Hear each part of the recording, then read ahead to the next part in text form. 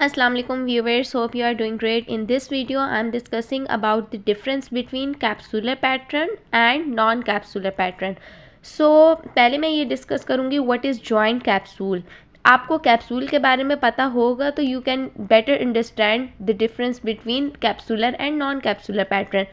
So what is joint capsule? Joint capsule को हम articular capsule भी कहते हैं. ठीक है, किससे बनता है ये? It made up of fibrous connective tissue. ठीक है, जॉइंट कैप्सूल जो है इसका फंक्शन क्या होता है? इसका फंक्शन ये होता है it provide passive stability by limiting movement.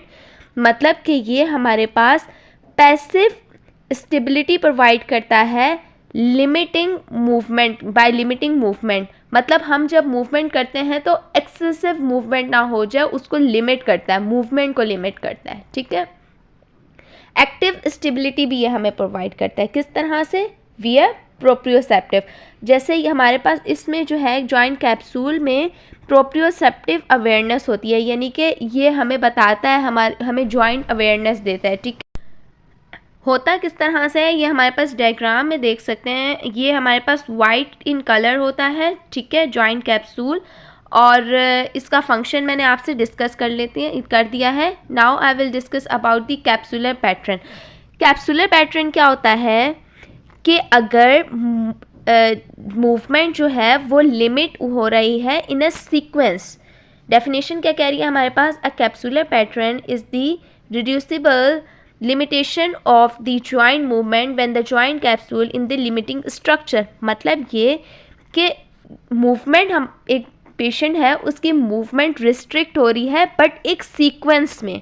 ठीक है, जब सीक्वेंस में मूवमेंट रिस्ट्रिक्ट हो तो उसे हम कहते हैं कैप्सूलर पैटर्न. ठीक है, बॉडी में जितने भी जॉइंट्स हैं सबके कैप्सूलर पैटर्न डिफरेंट होते हैं. ठीक है, और कैप्सूल इफेक्ट करता है इन अ सीक्वेंस, तो उसे हम कह रहे होते हैं कैप्सूलर पैटर्न.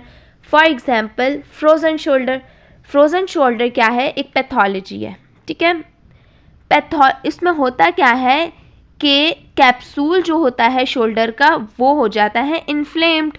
तो अब मूवमेंट किस तरह से रिस्ट्रिक्ट होती है? पहले external rotation, then abduction and then internal rotation. तो ये क्या हुआ? एक पैटर्न, यानी कि पहले एक्सटर्नल रोटेशन लिमिटेड हुई, देन एबडक्शन लिमिटेड हुई और देन इंटरनल रोटेशन लिमिटेड हुई. तो एक पैटर्न के थ्रू, एक सीक्वेंस के थ्रू अगर मूवमेंट रिस्ट्रिक्ट हो रही है किसी पैथोलॉजी या डिसऑर्डर की वजह से तो उसको हम कहते हैं कैप्सुलर पैटर्न. इंजरीज कौन कौन सी आ सकती है? OA, RA, ट्रॉमेटिक अर्थराइटिस या विप्लैश, इनमें जो है वो हमारे पास कैप्सूल इन्वॉल्व होता है. ठीक है, ये हमारे पास कुछ जॉइंट्स हैं जिसमें अभी मैंने जो एग्जांपल दी है हमारे पास फ्रोजन शोल्डर की ग्लूनोहिमरल जॉइंट. इसमें क्या है कि external rotation, then abduction and then internal rotation. इसका मतलब क्या है? External rotation is more limited than abduction and abduction is more limited than internal rotation. इस तरह से ये सारे जॉइंट्स हैं हमारे पास. नी देख लेते हैं. नी में हमारे पास क्या कह रहे हैं? Flexion then extension. It means flexion is more limited than extension. ठीक है, इसमें क्या हो रहा है हमारे पास बेसिकली कैप्सुलर पैटर्न में?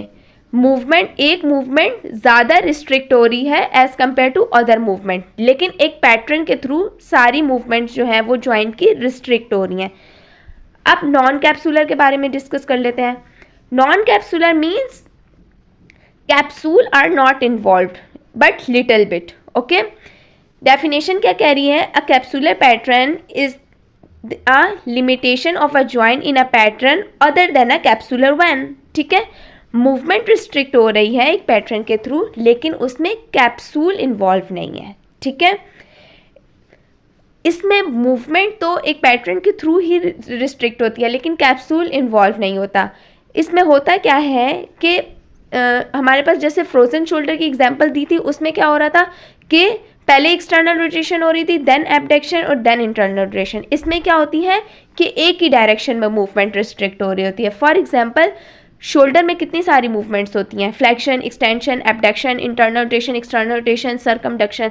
लेकिन कोई एक मूवमेंट अगर रिस्ट्रिक्ट हो गया, मैं कहूँ कि सिर्फ एबडक्शन लिमिटेड है या सिर्फ इंटरनल रोटेशन लिमिटेड है, तो इसमें एक पैटर्न तो नहीं बना ना, यानी कि एक डायरेक्शन में मूवमेंट रिस्ट्रिक्ट हुई, तो उसे हम कहते हैं नॉन कैप्सुलर पैटर्न। इसमें 3 टाइप्स होती हैं हमारे पास, ठीक है। लिगामेंटस एडिशन भी हो सकती है, इंटरनल डीरेंजमेंट भी, और एक्स्ट्रा आर्टिकुलर लीजन की वजह से भी हो सकता है। इंजरीज कौन कौन सी इन्वॉल्व हो जाती है? डिस्क लीजन हो पेशेंट को, या फिर जॉइंट सिंड्रोम हो। फैसेट जॉइंट कहाँ होते हैं? हमारे पास स्पाइन में होते हैं, ठीक है। अगर फैसेट जॉइंट सिंड्रोम हुए तो उसमें भी हमारे पास जो है वो नॉन कैप्सुलर पैटर्न कहा जाता है इस इंजरी को। थैरेसिक आउटलेट सिंड्रोम भी इसकी एग्जाम्पल में आ जाते हैं, ठीक है। So this is all about the capsular pattern and non-capsular pattern. Thank you. Allah Hafiz.